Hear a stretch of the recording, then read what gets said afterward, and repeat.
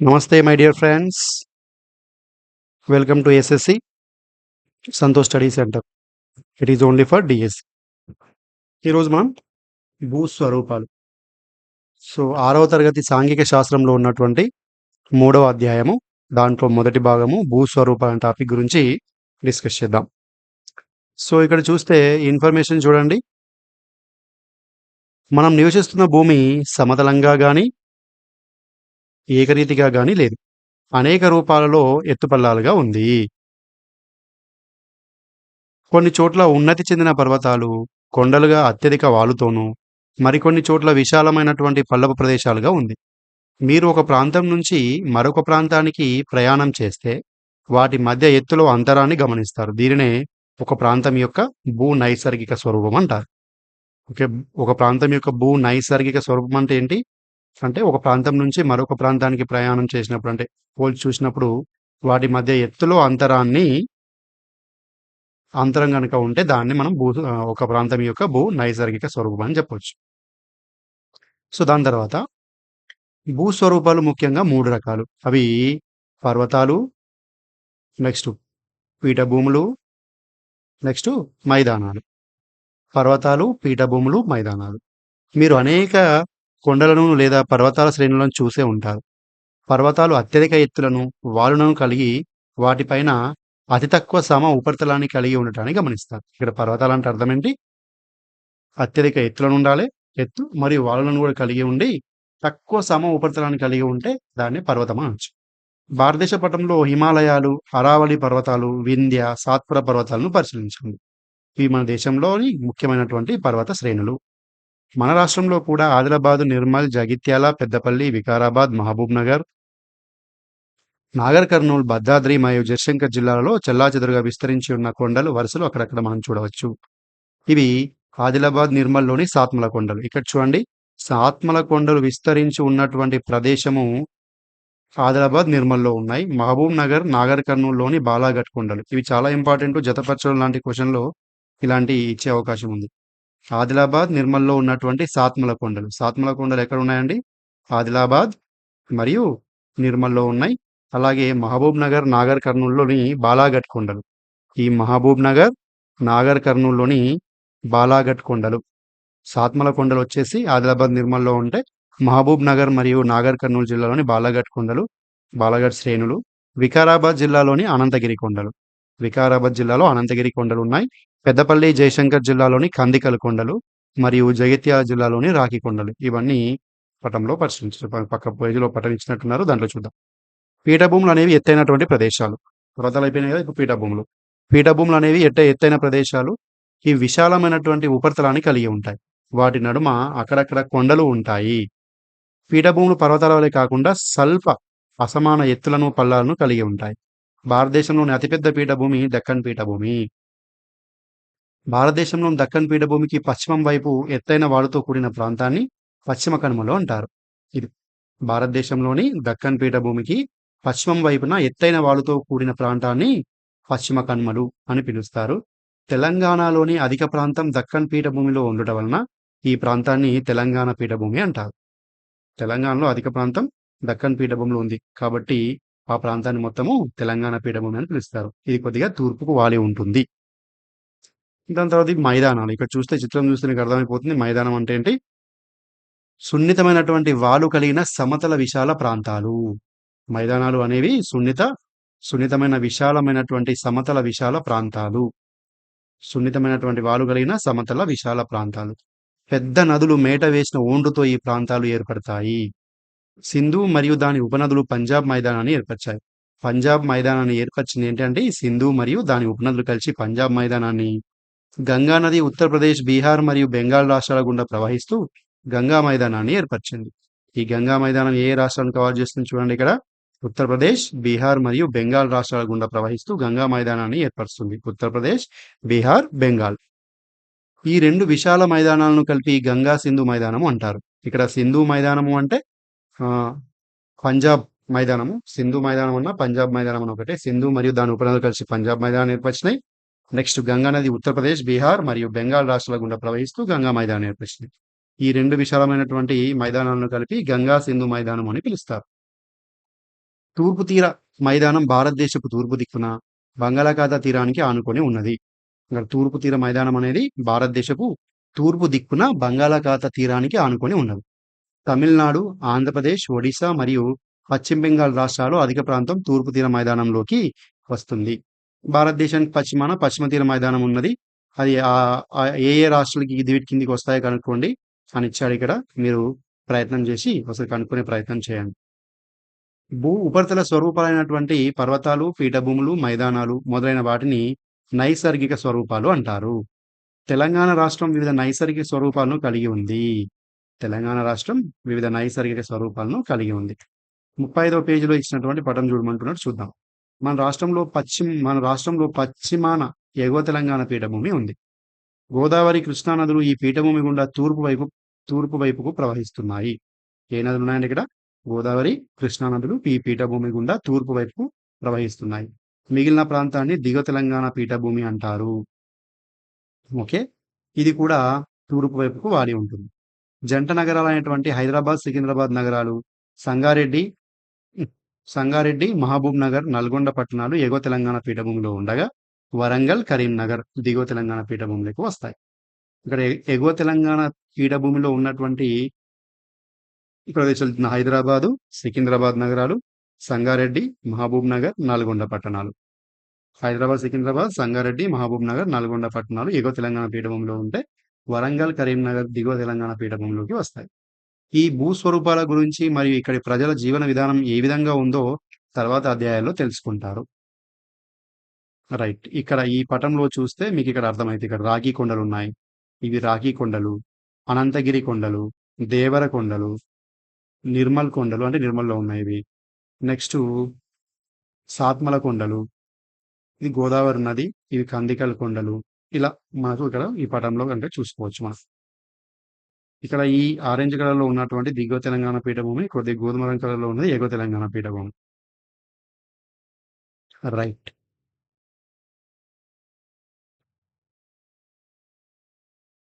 Delta అంటే ఏంటి? మన రాష్ట్రంలో ప్రవహించే నదులలో గోదావరి నది, కృష్ణ అనే 2 నదులు ముఖ్యమైనవి. ఈ నదులు పశ్చిమ కనుమల గుండా ప్రవహిస్తున్నాయి. గోదావరి నది నిర్మల్ జిల్లా బాసర వద్ద మన రాష్ట్రంలోకి ప్రవేశిస్తుంది. గోదావరి నది ఎక్కడ ప్రవేశిస్తుంది మన రాష్ట్రంలో అంటే నిర్మల్ జిల్లా బాసర వద్ద మన రాష్ట్రంలోకి ప్రవేశిస్తుంది. గోదావరి, కృష్ణా నదులు తెలంగాణ పీఠభూమిలోని అనేక చిన్న నదులను తమతో కలుపుకొని పెద్ద డెల్టా ప్రాంతాన్ని ఏర్పరిచి చివరకు బంగాళాఖాతంలో కలిసిపోతాయి. ఈ రకంగా తూర్పు తీర మైదానంలో ఏర్పడినటువంటి 2 త్రిభుజాకార డెల్టా ప్రాంతాలను పరిశీలించండి. 3.4 చిత్రంలో ఇచ్చారంట, చూద్దాం. సముద్రంలో కలిసే ముందు నది అనేక చిన్న చిన్న పాయలుగా విడిపోతుంది. ఈ పాయల మధ్య భాగంలో ఇసుక, మెత్తటి మట్టి మేటలు ఏర్పడి డెల్టాలుగా ఏర్పడతాయి. సాధారణంగా ఇవి త్రిభుజాకారంలో ఏర్పడతాయి. ప్రతి సంవత్సరం ఈ నదులు వరద నీటితో కొట్టుకొని వచ్చే ఓండ్రు, దీన్ని హ్యూమస్ అంటాం. హ్యూమస్ అంటే ఆకులు, చెట్లు మొదలవి కుళ్ళిపోగా ఏర్పడినటువంటి అదొక ఏమంటారు దాన్ని, ఏర్పడినది ఓండ్రు అనొచ్చు. దాన్ని హ్యూమస్ అని కూడా అంటాం. వరద ప్రాంతాలలో మేటలుగా ఏర్పడుతుంది. అందువల్ల ఇక్కడి భూములు ఎంతో సారవంతంగా ఉంటాయి. ఇంకా చూస్తే రైట్,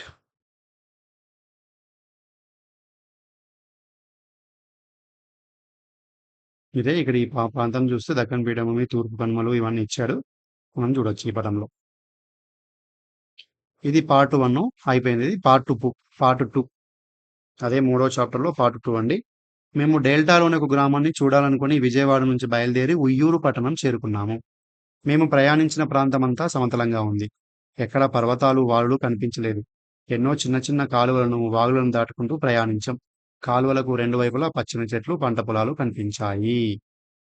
ఇది సో మేము ఉయ్యూరు నుంచి 3 కిలోమీటర్లు ప్రయాణించిన తర్వాత బందర్ కాలువను దాటి పెనమకూరు గ్రామాన్ని చేరుకున్నాం. ఇక్కడ ఈ పెనమకూరు గ్రామం గురించి ఎక్స్ప్లెయిన్ చేయడం జరిగింది, చూస్తుంది. విజయవాడలోని కృష్ణానది మీద ఉన్న ప్రకాశం బ్యారేజీ నుంచి బందర్ కాలువ ప్రవహిస్తుంది.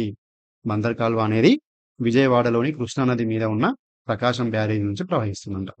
సో ఈ గ్రామానికి వాయువ్య ప్రాంతం నుంచి ఆగ్నేయ ప్రాంతానికి ఈ కాలువ ప్రవహిస్తుంది. ఈ గ్రామానికి వాయువ్య ప్రాంతం నుంచి, ఏ గ్రామానికి? పెనమకూరు గ్రామానికి వాయువ్య ప్రాంతం నుంచి ఆగ్నేయ ప్రాంతానికి ప్రవహిస్తుందంట. గ్రామంలో పంట భూములకు చిన్న చిన్న కాలువల ద్వారా బందరు కాలువ నీళ్లు పంపిణీ చేస్తారు. పెనమకూరు గ్రామం బందరు కాలువకు కృష్ణా నదికి అంటే కొన్ని కిలోమీటర్ల దూరంగా గ్రామానికి పశ్చిమాన ప్రవహించే దానికి మధ్యన ఉంది అంట. ఈ పెనమకూరు గ్రామం అనేది బందరు కాలువకు కృష్ణా నదికి మధ్యన ఉంది. తర్వాత ఇక్కడ ప్రకాశం బ్యారేజ్ గురించి ఇచ్చారు. కృష్ణానది ఉత్తర ఒడ్డున విజయవాడ నగరం ఉంది. కృష్ణానదికి ఉత్తర ఒడ్డున విజయవాడ నగరం ఉంది. 1855 సంవత్సరంలో బ్రిటిష్ వారు విజయవాడ దగ్గర కృష్ణానదిపై బ్యారేజ్ నిర్మించారు. దీన్ని మనం ప్రకాశం బ్యారేజీగా పిలుస్తున్నాం. ఈ బ్యారేజ్ నుంచి కాలువల ద్వారా మళ్లించిన నీటితో 12 లక్షల ఎకరాలకు భూమి సాగు అవుతుంది.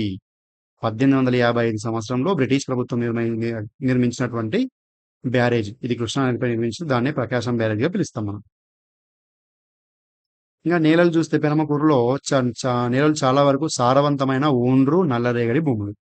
నదులు నిక్షిప్తం చేసిన నేలలు ఒండలి నేల లేదా ఒండ్రు భూమి అంటారు. ఇక్కడ ఒండలి లేదా ఒండ్రు ఇవి రెండు ఒకే పదాన్ని సూచిస్తాయి. మనము ఒండలి లేదా ఒండ్రు భూమి అంటారు. ఒండ్రు భూములు సారవంతంగా ఉండి ఎక్కువ నీటిని పట్టి ఉంచగలుగుతాయి. ఈ భూములలో పంటలు బాగా పండుతాయని మీరు భావిస్తారా అంటే ఎస్. ఎలాగో ఇది ఒండ్రు మరి నల్లరేగడి భూములు కాబట్టి ఇది హ్యూమస్తో తయారైనటువంటి భూములు కాబట్టి కంపల్సరీగా సారవంతంగానే ఉంటాయి. ఇక్కడ 15 అడుగుల లోతు వరకు మనకు నల్లరేగడి మట్టి కనిపిస్తుంది. నల్లరేగడి భూములలో తవ్వి చూస్తే 15 అడుగుల లోతు వరకు కూడా అదే నల్లరేగడి మట్టి ఉంటుందంట. ఈ భూములు వర్షాకాలంలో ఎంతో జిగురుగా ఉండి చాలా కాలం వరకు తేమను పోగొట్టుకోకుండా ఉంటాయి. ఇవి ఆరిపోతున్నప్పుడు భూమి ఉపరితలం మీద పగుళ్ళు ఏర్పడతాయి. అంటే మామూలుగా బాగా ఎండలు కొట్టినప్పుడు ఆ భూమి ఆరిపోయి దానిపైన పగుళ్ళు ఏర్పడతాయి. ఈ పగుళ్ళ వల్ల భూ ఉపరితలం పైన ఉన్నటువంటి మట్టి రాలి ఆ పగుళ్ళలో చేరుతుంది. దీన్నే సెల్ఫ్ ఫ్లవింగ్ అంటారు. అంటే స్వయంగా మట్టి మార్పిడి విధానం అంటాం దీన్ని. ఈ ప్రాంతంలోని భూములు ఎల్లప్పుడూ సారవంతంగా ఉండడానికి ఇది ఒక ముఖ్య కారణం. అట్లా పగులుగా ఏర్పడి ఆ మధ్య భాగాల నుంచి ఆ పైన ఉన్నటువంటి ఆ మట్టి అనేది ఆ ఏదైతే ఉందో పగుళ్ళలో పడిపోయి అవి సారవంతంగా అయిపోతాయి అన్నట్టు ఇవన్నీ. నదికి దగ్గరగా పశ్చిమ దక్షిణ భాగంలో ఉన్న గ్రామంలోని కొన్ని ప్రాంతాల్లో ఇసుక భూములు ఉన్నాయి. ఓకేనా. పశ్చిమ మరియు దక్షిణ భాగంలో ఉన్న గ్రామంలో కొన్ని ప్రాంతాల్లో ఇసుక భూములు ఉన్నాయంట. ఈ ప్రాంతంలోని ఎక్కువ భాగం భూమి సారవంతమైనది కావటం వల్ల నీరు సమృద్ధిగా లభిస్తే సంవత్సరానికి 2-3 పంటలు పండించవచ్చు. Okay right. ఇక వర్షపాతం సాగునీటి విషయానికి వస్తే ఈ ప్రాంతంలో జూన్ నుంచి అక్టోబర్ వరకు నైరుతి ఋతుపవనాల వల్ల ఎక్కువ వర్షపాతం నమోదు అవుతుంది. ఇక్కడ మనం చూడొచ్చు జూన్ నుంచి అక్టోబర్ వరకు నైరుతి ఋతుపవనాల వల్ల ఎక్కువ వర్షపాతం వస్తుందట. నవంబర్ నుంచి మే వరకు స్వల్ప వర్షపాతం కురుస్తుంది. నవంబర్ నుంచి మే వరకు అనుకూలంగా ఉండే ఉష్ణోగ్రతల వల్ల సంవత్సరం పొడవునా పంటలు పండించవచ్చు. అక్టోబర్ తర్వాత వర్షాలు లేనందున పంటలకు కావలసిన నీరు కాలువలు, చెరువులు, బావి లేదా బోరుబావుల ద్వారా నీటిని ఉపయోగిస్తారు. గ్రామానికి తూర్పు వైపున కాలువకు దగ్గరగా ఉన్న పల్లపు భూములు సులభంగా కాలువల నీటితో సాగు చేస్తున్నారు. పశ్చిమ, ఉత్తరం వైపున ఉన్న భూములు చాలా మెరకుగా ఉండి కాలువల ద్వారా సాగునీరు అందించడానికి అనుకూలంగా లేవు. ఇలాంటి ప్రాంతాల్లో రైతులు బోరుబావులను ఉపయోగిస్తున్నారు. ఇది దాని తర్వాత పెనమకూరు గ్రామం కృష్ణానదికి దగ్గరగా ఉండటం వల్ల 15 నుండి 25 అడుగుల లోతు వరకు తవ్వగానే నీరు వస్తుంది. కృష్ణానది దగ్గరగా ఉంది కాబట్టి ఓన్లీ 15 నుంచి 25 అడుగుల లోతు వరకు తవ్వగానే బావి తవ్వితే నీరు వచ్చేస్తుందంట. అందువల్ల ఇక్కడ బోరు బావి తవ్వడానికి తక్కువ ఖర్చు అవుతుంది. ఈ ప్రాంతం అంతటా విద్యుదీకరణ జరిగి ఉండటం వల్ల చాలా బోరు బావులు నీట మునిగి ఉండే మోటార్తో పనిచేస్తాయి. ఇంకా చూడండి, ఆంధ్రప్రదేశ్ రాష్ట్రంలో తరచూ వరదలు వచ్చే జిల్లాల్లో కృష్ణానది జిల్లా ఒకటి. నదీ పరివాహక ప్రాంతాల్లో బాగా వర్షాలు పడ్డప్పుడు వరదలు వస్తాయి.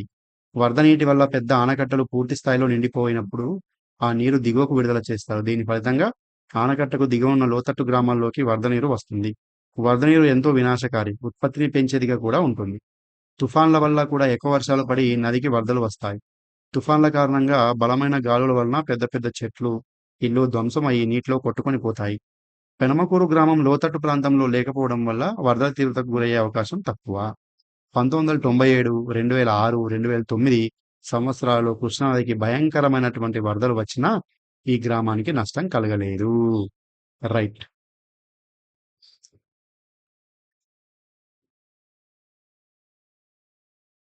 ఇక్కడ చూస్తే ఈ మధ్యకాలంలో కాలువల నీటి ద్వారా సాగు చేయలేని మెట్ట భూములు బోరుబావుల ద్వారా భూగర్భ జలాలను అధికంగా ఉపయోగిస్తున్నారు. ఇది ఇంకా పంటల విషయానికి వస్తే ఆంధ్రప్రదేశ్లోని కోస్తా తీర మైదానంలో ప్రత్యేకించి కృష్ణా జిల్లాలో వరిని విస్తారంగా పండిస్తారు. ముఖ్యంగా పల్లపు భూములలో వరిని నాటుతారు. ఋతుపవన ప్రారంభంలో సాల్వా పంటకు వరి నారు పోస్తారు. తర్వాత అంటే జూన్ జూలై మాసాల్లో దాన్ని పొలాల్లో నాటుతారు. దీన్ని సాల్వా పంట అంటారు. ఓకేనా. సాల్వా అంటే జూన్ జూలై మాసాల్లో పోసేటటువంటి పంటను ఏమంటాం అంటే సాల్వా అంటాము. ఇక్కడ వరి పంటలో బాగా దిగుబడి ఇచ్చే ఎంటీయు 2716 స్వర్ణ బీపీటీ లాంటి రకాలు పండిస్తారు. ఈ పంట అక్టోబర్ నవంబర్ నెలలో కోతకు వస్తుంది. ముఖ్యమైన వ్యవసాయ సంబంధమైన పనులకు అంటే దున్నడానికి, నూర్పిడి, రవాణా కోసం ట్రాక్టర్లను ఉపయోగిస్తారు. వరి నాట్లు ముఖ్యంగా మహిళలు చేయగా వరి కోతను పురుషులు, మహిళలు కలిసి చేస్తారు. డిసెంబర్ నెల నుండి వేసే శీతాకాలం పంటను దాల్వా అంటారు. ఇక్కడ మనకి సాల్వా అంటేనేమో నైరుతి ఋతుపవన కారణంగా అంటే ఇక్కడ మనం చూస్తే ఋతుపవన ప్రారంభంలో వేసే పంటను సాల్వా అంటే శీతాకాలంలో వేసే పంటను దాల్వా అంటారంట ఇక్కడ. ఓకేనా. రైట్. దాల్వా అంటారు. ఇది వరి లేదా పప్పు ధాన్యాలైనా కావచ్చు. గత కొంతకాలంగా ఇక్కడి రైతులు వరి పంటకు బదులుగా చెరుకును పండిస్తున్నారు. ఫిబ్రవరి లేదా మార్చి నెలలో సాగు చేస్తే 9 నెలల నుండి సంవత్సరం కాల పరిమితి అనంతరం పంట చేతికి వస్తుంది. చెరుకును నరిగిన తర్వాత రెండో పంటను పండించవచ్చు. చెరుకు పంటకు సంవత్సర కాలం అంతా పని ఉంటుంది. ఈ పనిని ముఖ్యంగా మగవారు చేస్తారు. ప్రస్తుతం ఇక్కడి గ్రామస్తులు మెట్ట భూములలో పసుపు, కంద, అరటి వంటి పంటలు పండిస్తున్నారు. ఈ పంటలను వర్షాకాల ప్రారంభంలో నాటితే ఫిబ్రవరి, మార్చి నెలలో కోతకి వస్తాయి. ఫిబ్రవరిలో నాటితే మార్చి నెలలో కోతకి వస్తాయంట. అంటే ఇక్కడ వర్షాకాల ప్రారంభంలో నాటితే ఫిబ్రవరి లేదా మార్చి నెలలో వస్తాయంట. పసుపు, కంద, అరటి వంటి పంటలను వాణిజ్యపరంగా మార్కెట్లో అమ్మడానికి పండిస్తారు. వాటిని గ్రామంలో వినియోగించరు. పెనమకూరు గ్రామంలో రైతులు ఇంతకు పూర్వం కందులు, పెసలు, చిరుధాన్యాలు లాంటి పంటలను మెట్టభూములలో పండించేవారు. ఈ పంటలకు నీరు అంతగా అవసరం లేదు. కానీ ప్రస్తుత కాలంలో ఈ పంటలకు బదులుగా చెరకు, కూరగాయలను పండిస్తున్నారు. వీటికి నీటిపారుదల అవసరమే. కూరగాయల విషయానికి వస్తే ఈ గ్రామంలో మెట్టభూమి లేదా గరువు, ఇసుక కలిసిన భూమిని గరువు అంటారంట. గుర్తుపెట్టుకోండి ఇక్కడ. ఇక్కడ ఇసుక కలిసినటువంటి భూమిని గరవు అని పిలుస్తారు. ఈ భూమి అనేది కూరగాయల సాగుకు ఎంతో అనువైనది.